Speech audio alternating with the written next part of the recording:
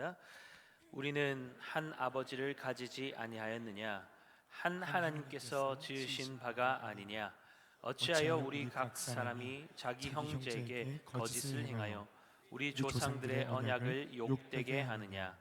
유다는 거짓을 행하였고 이스라엘과 예루살렘 중에서는 가증한 일을 행하였으며 유다는 여호와께서 사랑하시는 그 성결을 욕되게 하여 이방신의 딸과 결혼하였으니 이 일을 행하는 사람에게 속한 자는 깨는 자나 응답하는 자는 물론이요 만군의 여호와께 제사를 드리는 자도 여호와께서 야곱의 장막 가운데서 끊어버리시리라.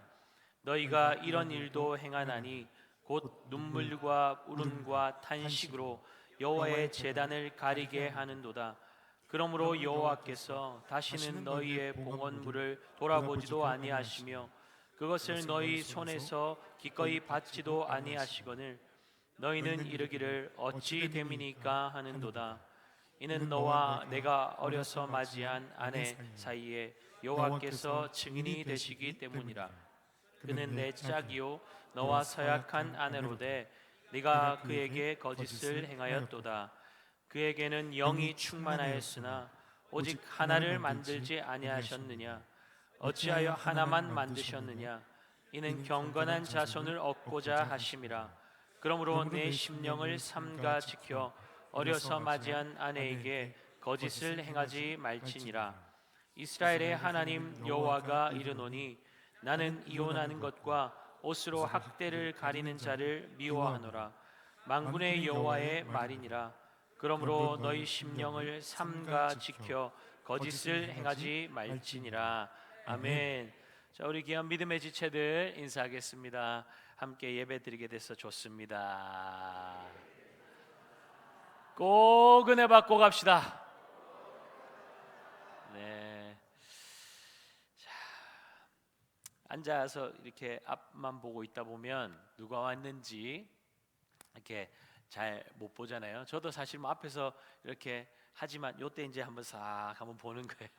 그 다음에는 설교하면서 정신이 없으니까 누가 이렇게 하고 있는지 잘 못 봅니다. 그래서 한 번씩 제 아내한테 오늘 누가 안 보이던데 왔냐 뭐 이렇게 묻고 확인하는데 여러분들 좀 지체들의 얼굴을 유심히 보면 힘들어 보일 때도 있고 좋아 보일 때도 있고 그렇죠? 그 안에 미세한 좀 가까이 지내는 분은 미세한 변화를 느끼잖아요.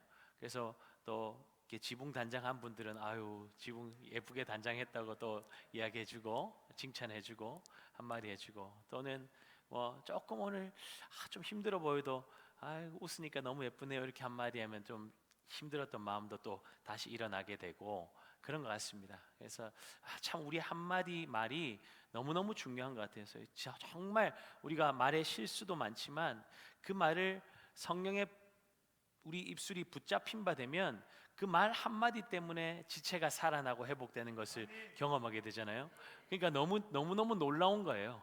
그러니까 이 어떤 때는 정말 이 쉬지 않는 악과 독이 막 튀어나오는데 성령에 붙잡힌 바 되면 이 연약한 입술을 통해서 영혼이 살아난다니까요. 그게 우리에게 주신 특권이잖아요.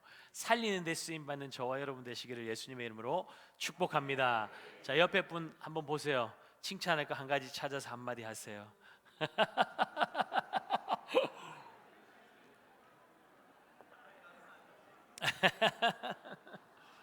아우 집사님은 보면 힘이 나요 뭐 이런 거 있잖아요. 이상하게 힘이 나고 이상하게 행복해지고 이상하게 웃음이 나고 아하하하 그죠? 썩소 하면 안 돼. 썩소 하면 안 돼요. 예, 진짜 여러분 그 한마디에 힘이 있습니다. 성령 하나님께서 그 말로 한 영혼을 살려내시는데 정말 우리가 쓰임 받았으면 좋겠습니다. 오늘 말씀의 제목은 거룩한 삶입니다. 뭐예요? 거룩한 삶. 우리가 뭐 이런 주제들은 뭐 자주 들어왔고 뭐 거룩에 대해서 한번 이야기해 보세요. 그러면 뭐 각자가 그래도 몇 마디는 할 수 있을 것 같아요. 근데 유심히 우리가 자주 접하는 그런 내용들을 살펴볼 때 과연 내가 그 아는 것만큼 내 삶으로 살아내고 있는가를 생각해 보면 참 요 머리에서 요 가슴까지 내려오는 거, 우리의 삶으로 그게 나타나는 거는 너무너무 어려운 것 같습니다. 그러니까 안다, 나는 안다, 나는 저거 해, 난 저렇게 살아, 그러면 답이 없는 인생이고요. 여전히 부족하지, 여전히 나는 못 살고 있지, 그래서 주님의 은혜가 필요하지, 그렇게 주의 긍휼과 은혜를 간구하며 나가는 사람은 그 삶에 하나님의 놀라운 은혜가 펼쳐지는 것을 경험하게 될 줄 믿습니다. 변화가 일어나고요, 회복이 일어나고요, 그 사람을 통해서 살아나는 역사가 일어납니다. 저와 여러분에게 그런 은혜가 있기를 예수님의 이름으로 축복합니다. 사랑이 빠지면 형식만 남게 되어 있죠. 하나님을 향한 사랑이, 백성들의 사랑이 식어지니까 어떤 일이 일어났습니까? 하나님 앞에 드리는 이스라엘 백성들의 예배의 기쁨은 사라지고 형식과 의무만이 남게 되었습니다. 그들은 하나님께 드리는 예배를 아주 번거롭게 여겼고 귀찮게 여겼죠. 사랑이 식어버리니까 모든 것이 짐처럼 부담스럽게 여겨졌습니다. 하나님은 마음 없는 예배를 받기를 원하지 않으십니다. 사랑 없이 의무감에 억지로 드리는 예배가 너무너무 싫어서 성전문을 걸어 잠그고 싶을 정도라고 말씀하고 계시죠. 예배는 하나님과 사랑의 교제를 누리는 시간 아닙니까? 그런데 그 사랑의 교제가 누려지는 예배 시간에 하나님과 백성들 간의 사랑의 스파크가 일어나지 않습니다. 냉랭하게 식어져 있어요. 왜 그럴까요? 왜 예배가 냉랭하게 식어져 있을까요? 왜 기쁨이 없을까요? 왜 아무런 기대감이 없을까요? 관계가 깨어져 있기 때문인 것이죠. 하나님과의 관계에 문제가 생기니까 어떻습니까? 인간과의 관계에서도 문제가 생길 수밖에 없습니다. 여러분, 관계에서 계속 꼬이고 문제가 생기고 있습니까? 가장 먼저 무엇을 점검해야 할까요? 내가 뭘 잘못했지? 무슨 말 실수를 했지? 저 사람 왜 저러지? 그걸 확인할 게 아니라 가장 먼저 하나님과 나와의 관계가 어떠한지를 살펴보아야 합니다. 모든 문제는 여기서부터 시작되기 때문입니다. 하나님과의 깊은 사랑의 교제를 누리고 있고 그 안에서 풍성한 사랑을 누리고 있다면 그 사랑은 내 삶에 자연스럽게 흘러나오게 되어 있습니다. 가득 차면 흘러나오는 것이죠. 그 사랑받는 사람은 인색하지 않아요. 인색하지 않아요. 예민하고 날카롭고 표독스럽지 않습니다. 여유가 있고 넉넉하고 풍성합니다. 그러니 어때요? 흘러 넘치는 거죠. 나누고 베풀고 위로하고 격려하고 응원하고 힘이 되어주고, 그러니까 어떻습니까? 주변에 그 사람으로 말미암아서 회복이 일어나고 힘과 용기를 얻게 되고 살아나는 사람들이 늘어나게 되고 그 사람이 가는 곳에는 항상 생기가 넘치고 기쁨이 넘치는 거죠. 웃음소리가 끊이지 않는 거예요. 여러분, 이것이 하나님의 풍성한 사랑 안에 거하는 공동체의 모습 아닙니까? 우리 구미강동교회에 그런 풍성함이 있습니까? 그런 웃음과 기쁨과 기대가 있습니까? 그런 교회 되기를 여러분 계속 꿈꾸고 기도하십시오. 하나님, 우리가 가는 곳에, 구미강동교회 성도들이 가는 곳에 평화가 있게 하시고 웃음소리가 넘치게 하시고 회복 있게 하시고 살아나게 하시고, 여러분, 그게 주님이 원하시는 공동체의 모습입니다. 그런데 지금 말라기 시대에 믿음의 공동체의 모습을 보세요. 하나님과의 관계가 깨어져 있으니까 하나님을 한 아버지로 섬기는 가족 공동체 안에도 여지없이 문제가 터지고 있습니다. 거짓과 갈등이 가득합니다. 10절 볼까요? 우리는 한 아버지를 가지지 아니하였느냐? 한 하나님께서 지으신 바가 아니냐? 어찌하여 우리 각 사람이 자기 형제에게 거짓을 행하여 우리 조상들의 언약을 욕되게 하느냐? 이스라엘은 언약의 공동체죠. 언약을 맺을 때 짐승을 둘로 쪼개놓고 언약을 맺는 당사자들이 그 쪼개진 짐승 사이로 걸어간다는 것은 어떤 의미가 있습니까? 둘 중에 하나가 언약을 깨뜨릴 경우에 이 쪼개진 짐승처럼 그렇게 생명을 내어놓겠다는 것이죠. 그러니 언약은 곧 생명과 같은 것입니다. 하나님께서 이스라엘 백성들을 애굽에서 구원해 내신 이유가 무엇이었습니까? 출애굽기 29장 46절 우리 함께 볼까요? 그들은 내가 그들의 하나님 여호와로서 그들 중에 거하려고 그들을 애굽 땅에서 인도하여 낸 줄을 알리라. 나는 그들의 하나님 여호와니라. 아멘. 하나님께서 이스라엘 백성들을 출애굽시키신 이유는 분명합니다. 그들의 하나님이 되시려고, 그리고 그들 중에 거하시려고 그들을 애굽에서 구원해 내셨다는 것입니다. 그러니 이스라엘 백성들이 시내산에 도착하자마자 하나님께서 하신 일이 무엇입니까? 이스라엘과 결혼의 언약을 맺어 버리십니다. 난 네 거, 넌 내 거. 그리고 부부로서 지켜야 할 10가지 계명의 언약을 돌판에 새겨주시죠. 그 10계명의 제일 계명이 무엇이었습니까? 너는 나 외에는 다른 신들을 내게 두지 말라. 신랑과 신부된 나와 너 사이에 그 아무것도 끼어들게 허락할 수 없고, 허락해서도 안 되고, 그런 일은 절대로 일어날 수 없다는 것 아닙니까? 부부의 언약을 생명 걸고 지켜내라는 것 아닙니까? 이 언약이 깨어지면 부부관계는 무너져 내리기 때문입니다. 신자의 결혼은 하나님의 언약 안에서 이루어지는 것입니다. 그러므로 부부가 서로에게 정직하고 둘 사이에 그 무엇도 끼어들지 못하도록 거룩함을 지키되 어떻게 지켜내라는 것입니까? 생명을 다해서 지켜내라는 것입니다. 그것이 언약의 의미입니다.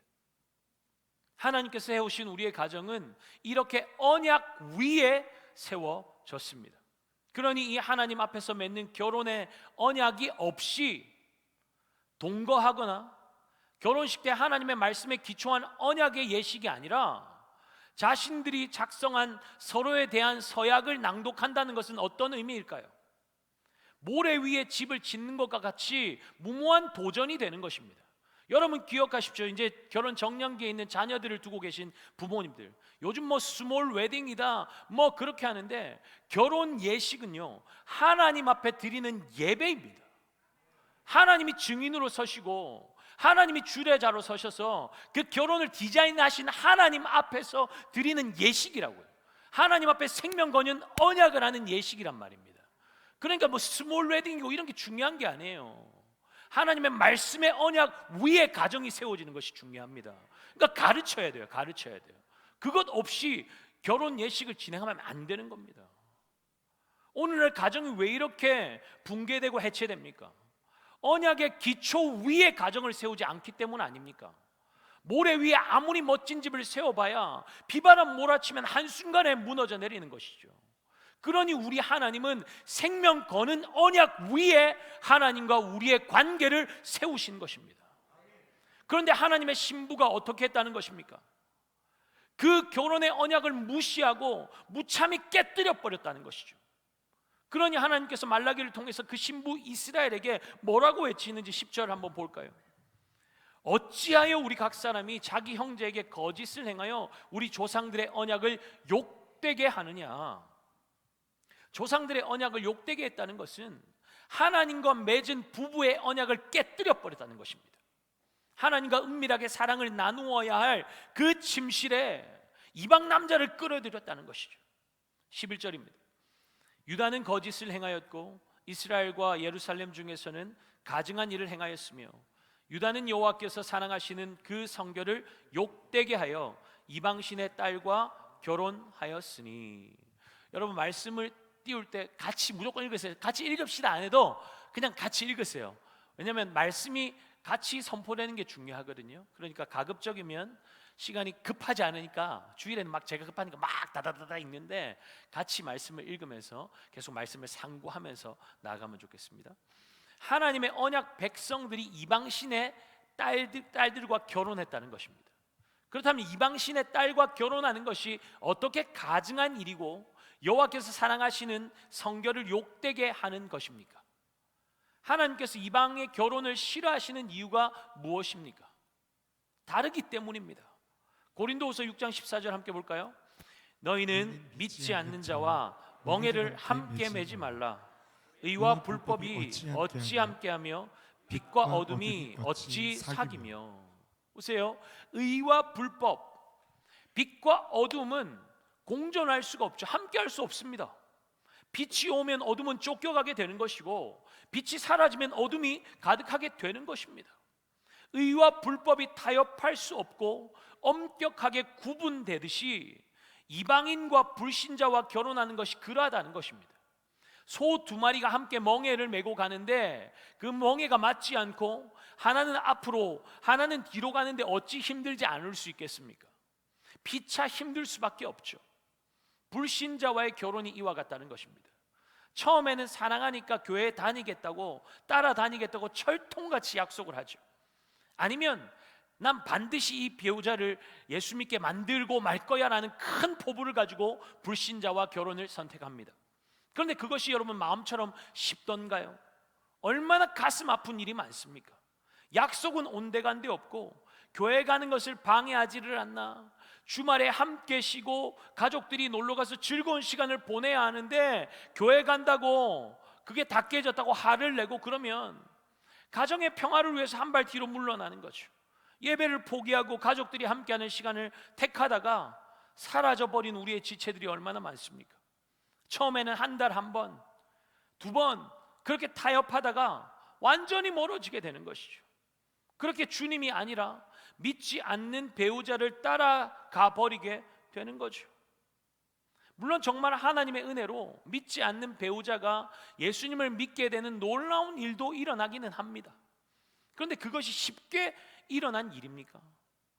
얼마나 힘겹게 비위 맞춰가면서 살얼음판 걸어가듯이 얼마나 가슴 쓸어내리고 졸이며 그 시간을 통과해 왔습니까?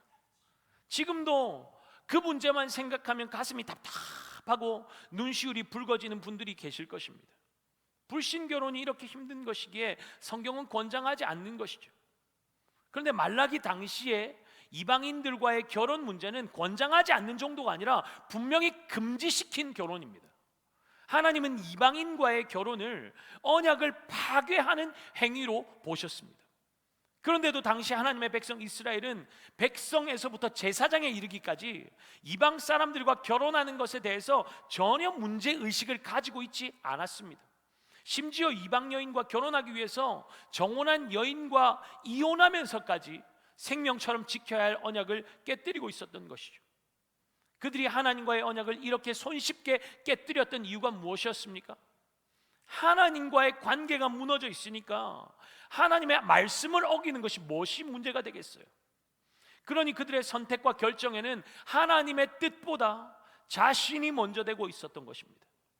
당시 바벨론 포로에서 생활해서 귀환 한 유다 공동체는 혹독한 가난과 사회적 불안에 직면하고 있었습니다.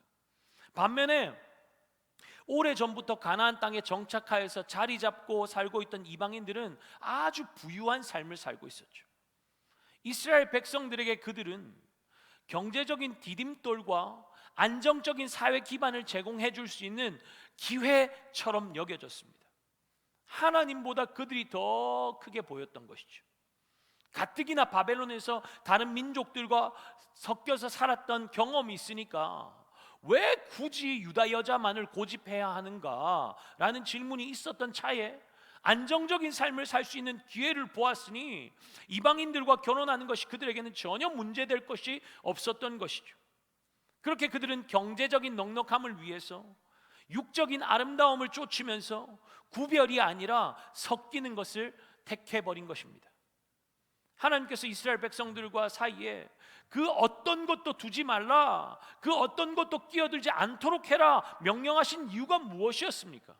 한번 섞여버리면 순수성을 잃어버리게 되기 때문입니다. 죄에 한번 노출되면 거부하고 밀어내는 것이 절대로 쉽지 않기 때문이죠. 쉽지만 않은 것입니까? 순식간에 잠식되어 버리지 않습니까? 하나님의 백성의 정체성은 순식간에 사라져 버리는 것이죠. 이방인과의 결혼이 왜 위험합니까? 남자와 여자가 결혼하면 더 이상 둘로 존재할 수 없습니다. 한 몸이 되는 것입니다.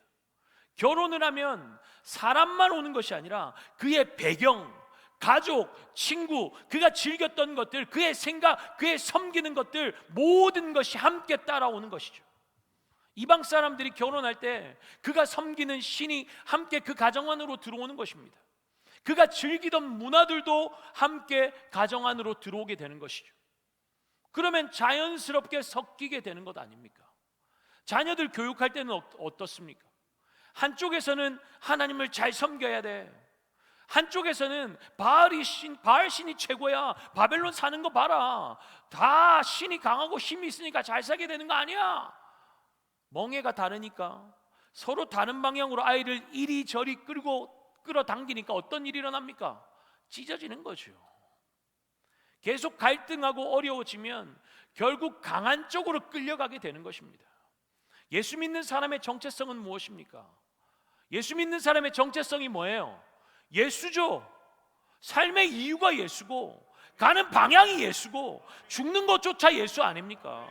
그러니 그의 하는 말과 행동들, 목표, 관심사, 가치관 예수 믿지 않는 사람과 다를 수밖에 없지 않습니까? 그러니 믿지 않는 자와 함께 멍에를 매지 말라고 말씀하시는 것입니다. 한번 결정해버리면 돌이키기 어렵기 때문입니다. 그러니까 거룩을 위해서 작은 타협도 하나님은 허락하지 않으시는 것입니다. 여러분, 솔로몬의 타락이 그냥 일어난 것이 아니죠.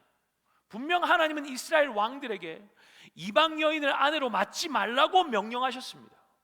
그러나 그가 나라를 잘 보호하겠다는 목적으로 강대국의 아름답고 매력적인 공주들과 정략 결혼을 하면서 어떤 일이 일어납니까? 섞여버리니까 솔로몬은 자신의 정체성을 잃어버립니다. 자신을 왕으로 세우신 하나님을 잊어버려요.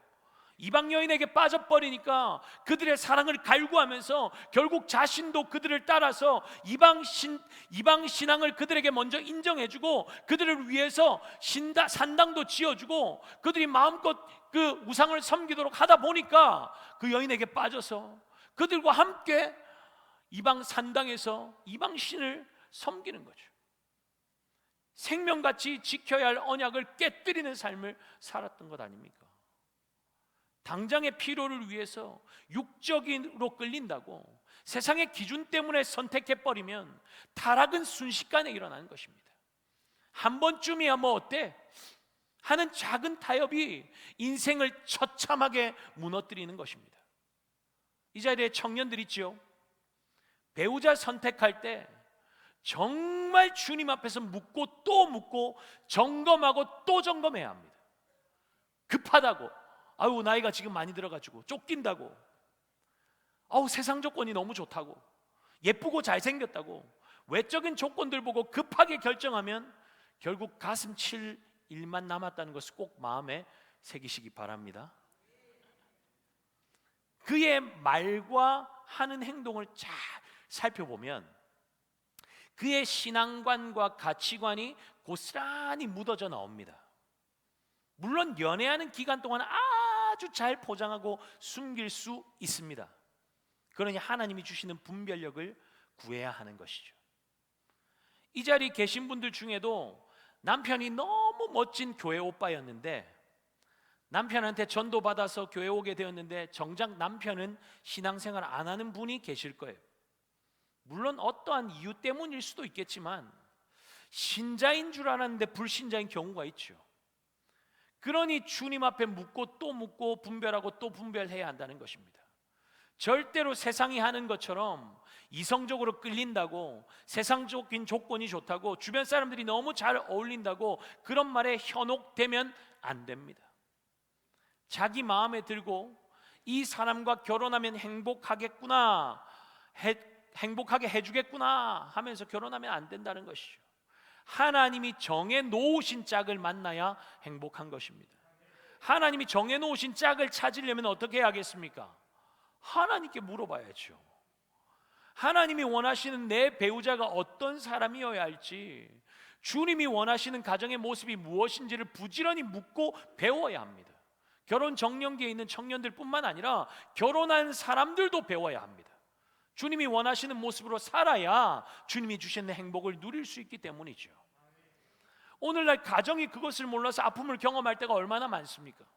주님이 원하시는 가정이 아니라 내가 원하는 가정, 세상이 보여주는 그 불완전한 가정의 모델을 따라가니까 삐그덕거리고 깨지고 상하고 아픔과 탄식이 가득한 것이죠. 사실 이것은 교회의 책임입니다. 교회의 책임이 커요.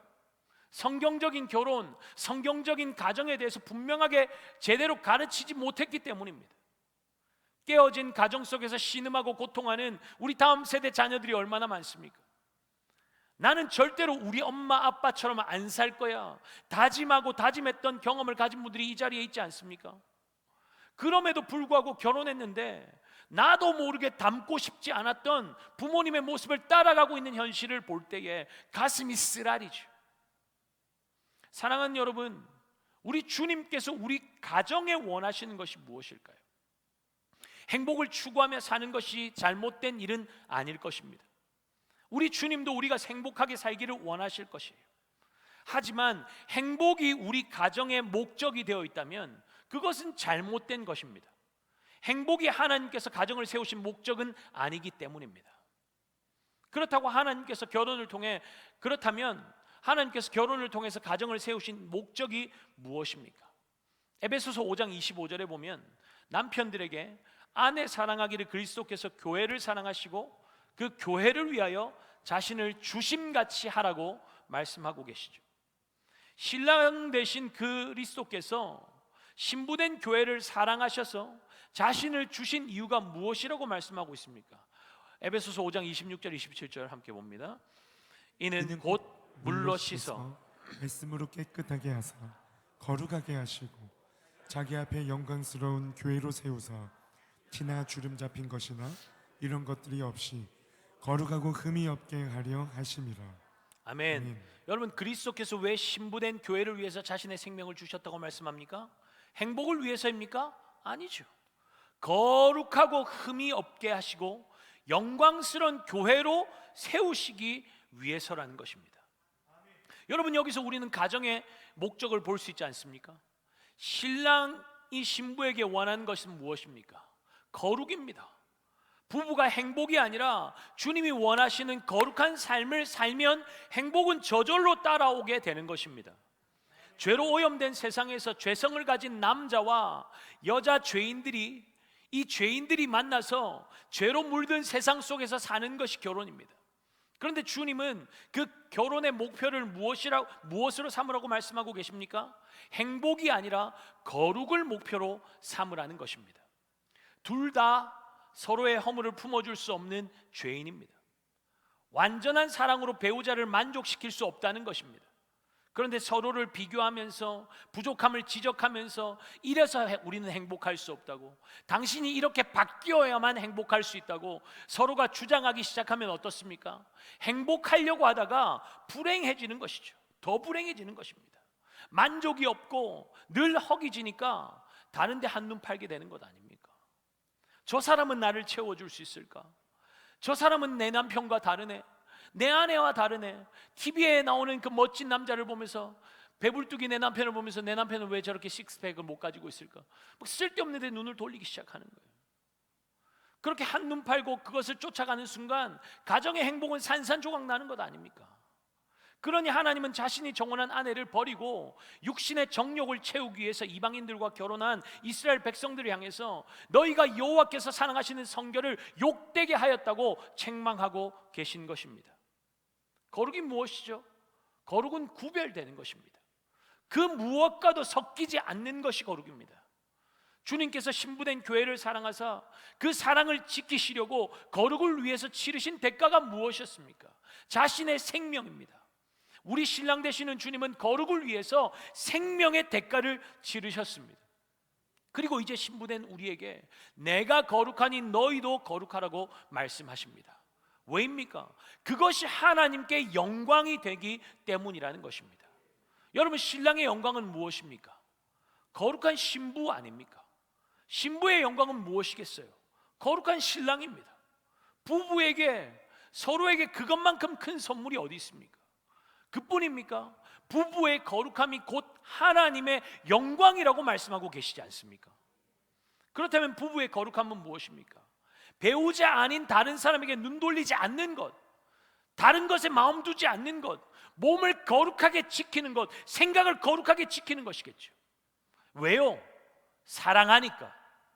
그리스도께서 교회를 사랑하시기에 자신의 생명을 주셨듯이 사랑하면 억지로가 아니라 기꺼이 기쁨으로 자원함으로 생명을 거는 것입니다. 여러분, 이 원리가 하나님의 공동체 안에서 적용되고 있습니까? 우리 가정에 주님의 이 놀라운 사랑이 왕노릇하고 있습니까? 하나님과 우리 사이에서 일어나는 모든 교제와 사역과 삶이 이 사랑에 기반한 것이 맞습니까? 그 사랑이 빠져 있다면 우리는 언제든지 나의 행복을 위해서 거룩함을 포기할 준비를 하고 사는 중이라는 것을 기억해야 할 것입니다. 언제든지 이 상대방을 버릴 준비를 하고 사는 것이에요. 이것이 이스라엘의 모습이었다는 것입니다. 신랑 되신 하나님과 맺은 언약도 스스럼 없이 깨뜨려 버리는데 사람과 관계가 어떻게 온전할 수 있겠습니까? 하나님께서 이스라엘 백성들이 드리는 예배를 받지 않으시겠다고 하신 것은 그들이 온전한 제물을 드리지 않았기 때문이 아닌 것이죠. 하나님을 향한 사랑이 빠져 있었고 자신의 행복함을 위해서 거룩함을 버리고 있었기 때문입니다. 13절 14절 우리 함께 읽겠습니다. 너희가 이런 일도 행하나니 곧 눈물과 울음과 탄식으로 여호와의 제단을 가리게 하는도다. 그러므로 여호와께서 다시는 너희의 봉헌물을 돌아보지도 아니하시며 그것을 너희 손에서 기꺼이 받지도 아니하시거늘 너희는 이르기를 어찌 됨이니까 하는도다. 이는 너와 내가 어려서 맞이한 아내 사이에 여호와께서 증인이 되시기 때문이라. 그는 내 짝이요 너희 노아삭한 아내로되 내가 그에게 거짓을 행하였도다. 아멘. 하나님의 백성 이스라엘이 드리는 예배가 거부된 것은 그들이 하나님의 뜻인 거룩함을 버리고 거짓을 행했기 때문이었습니다. 그럼에도 그들은 어떻게든 하나님께 복을 얻어내려고 제단 앞에서 마음에 든 없는 눈물과 울음과 탄식을 쏟아내면서 쇼를 하고 있었다는 것입니다. 여러분, 이것이 이방 종교의 예배 모습 아닙니까?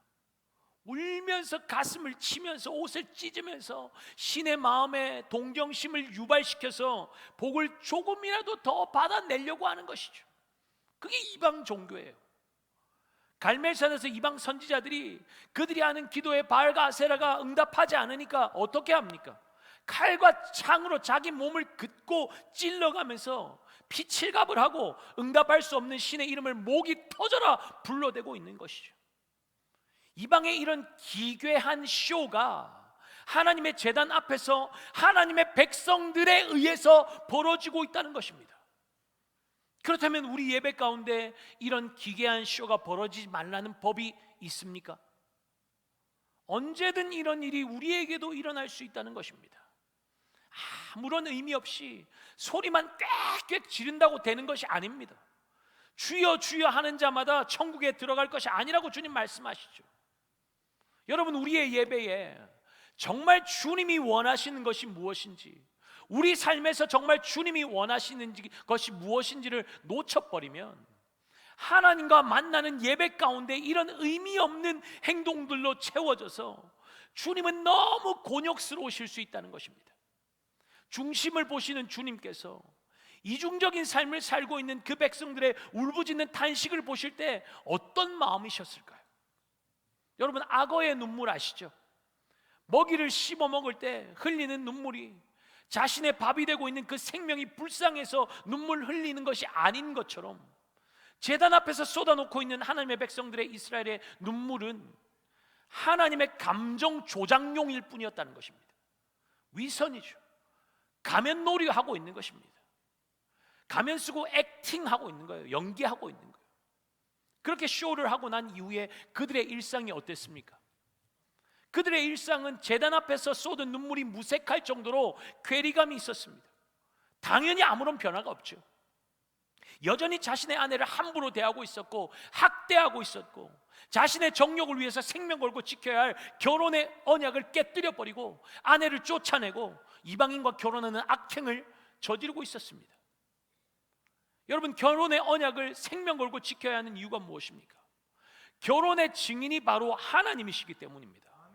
한 남자와 한 여자가 평생 서로에게 거룩하기로 하나님 앞에서 서약하는 것이 결혼 아닙니까? 결혼의 언약은 부부가 쪼개진 짐승 사이로 걸어가며 언약을 어기는 사람은 이와 같이 될 것이라는 전제를 가지고 생명 걸고 지키겠다는 결단을 하는 것입니다. 그런데 하나님 앞에서 생명 거는 언약을 하고서도 그들은 자신의 육신의 필요, 안목의 정욕, 이생의 자랑을 위해서 생명의 언약을 무참히 짓밟고 깨뜨려 버린 것입니다. 이것은 한 여인에게 범죄한 것을 넘어서 결혼의 증인이 되시는 하나님께 범죄하는 악한 행위였습니다.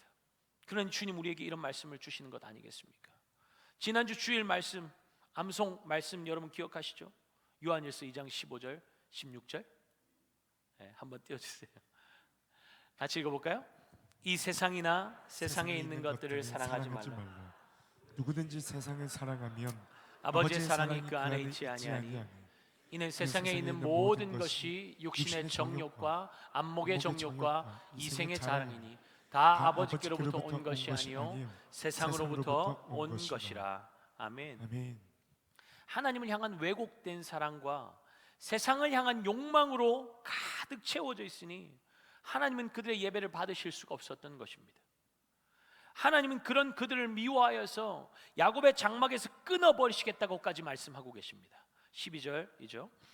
이 일을 행하는 사람에게 속한 자는 깨는 자나 응답하는 자는 물론이요 만군의 여호와께 제사를 드리는 자도 여호와께서 야곱의 장막 가운데서 끊어버리시리라. 하나님의 언약을 깨뜨리면 그것이 누가 되었든 어떤 사람이든 심지어 제사를 드려도 용서받을 수 없다는 것입니다. 그러니 제단 앞에서 울며 불며 쇼하지 말고 먼저 하나님이 원하시는 거룩함을 그 삶 속에서 회복하라는 것입니다. 삶을 먼저 돌이키라는 것이죠. 그들이 자신의 잘못을 덮기 위해서 눈물 흘리는 척했던 것도 있겠지만 그들에게 이혼당하고 버림받은 여인들의 눈물은 어떠했겠습니까? 당시 유다 백성들은 이른 나이에 정혼을 했습니다. 정혼한 자는 신랑이 신부 아버지에게 신부 대금을 치르기 전까지 실제적인 동거만 하지 않았을 뿐 실제 법적으로 결혼한 것과 같은 신분이었기 때문에 한 번 정혼한 여인은 다른 남자와 결혼할 수가 없었습니다. 이렇게 실제적인 결혼 생활을 해보지도 못하고 이혼당한 여인들은 그 비참하고 억울한 심정을 가지고 밤낮 성전에서 주님 앞에 울지 않았을까요? 그런 원통한 눈물의 기도가 하나님 앞에 올려드려지고 있으니 하나님은 더더욱 참기가 어려우셨던 것이죠. 그러니 이방 여인들은 돈을 주어 내보내고 어릴 때 정혼하였던 여인에게로 돌아가라는 것입니다. 이것이 하나님께서 그들에게 원하시는 진정한 회개의 모습이었습니다. 그러니 여러분 오늘 말씀은 하나님께서 너희 제사 안 받겠다, 용서 안 해줄 거야, 끊어버리겠다가 핵심입니까? 마음에도 없는 눈물 쏟으며 예배라는 예쁜 포장지에 너의 죄악을 감추지 말고 너의 잘못된 삶을 중심으로 하나님께 돌이키라는 말씀이 핵심일까요? 전자입니까? 후자입니까?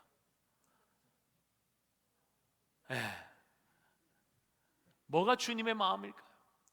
당연히 후자겠죠.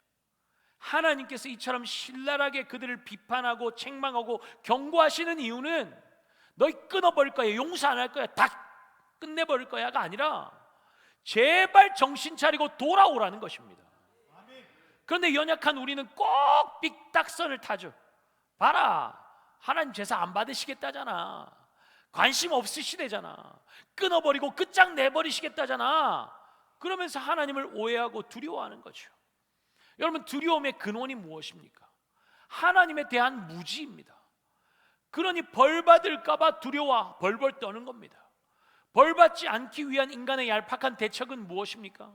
제단 앞에 와서 질질 짜는 거죠. 여러분, 이건 하나님 앞에 울며 기도하는 것을 문제 삼는 것이 아닌 것을 알고 계실 것입니다.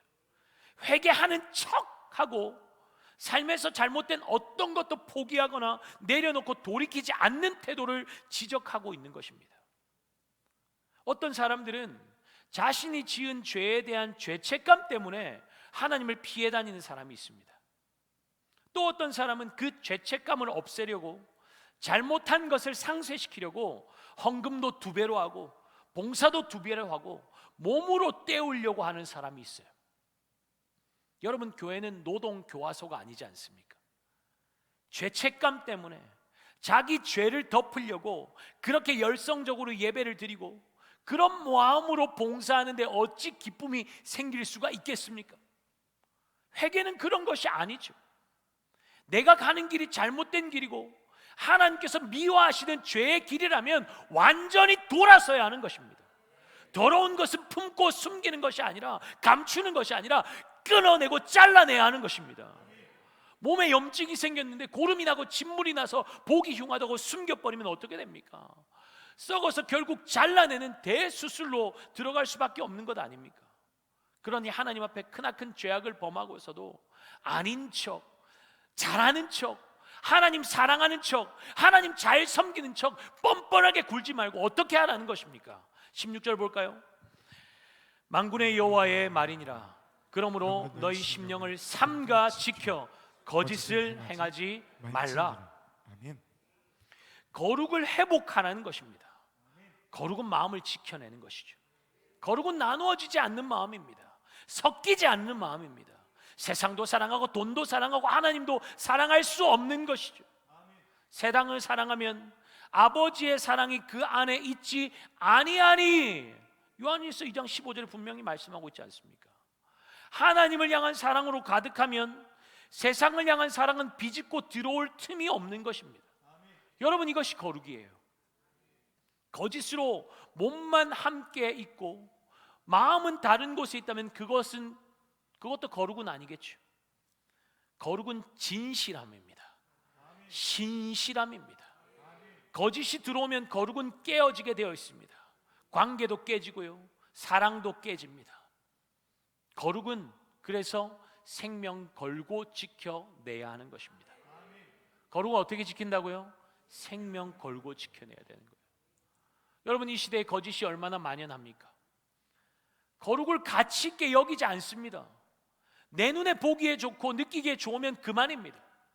그러니 남자가 남자를 배우자로 만나도 오케이, 여자가 여자를 배우자로 만나도 오케이, 결혼의 언약 없이 동거해도 오케이, 혼인 전에 성관계해도 오케이, 결혼한 사람이 불륜을 저질러도 오케이. 그런 시대 아닙니까?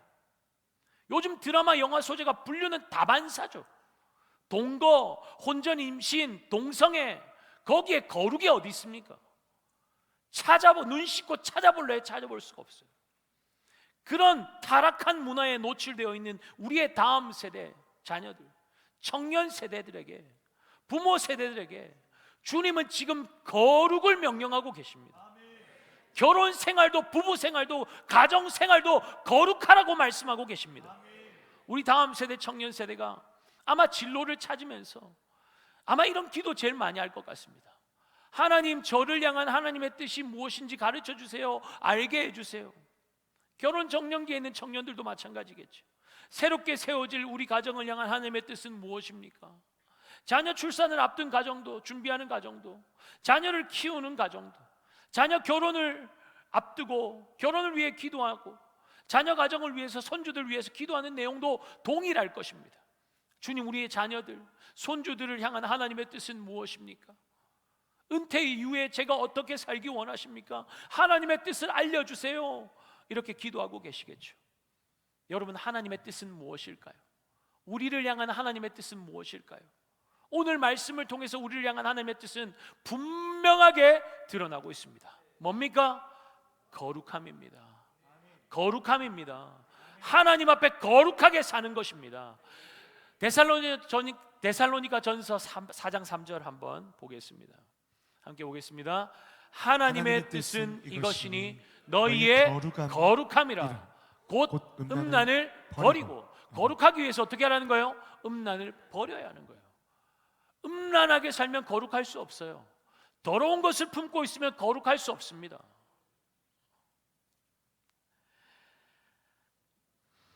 이어서 한번 더 보겠습니다. 데살로니가전서 4장 4절 5절 함께 보겠습니다.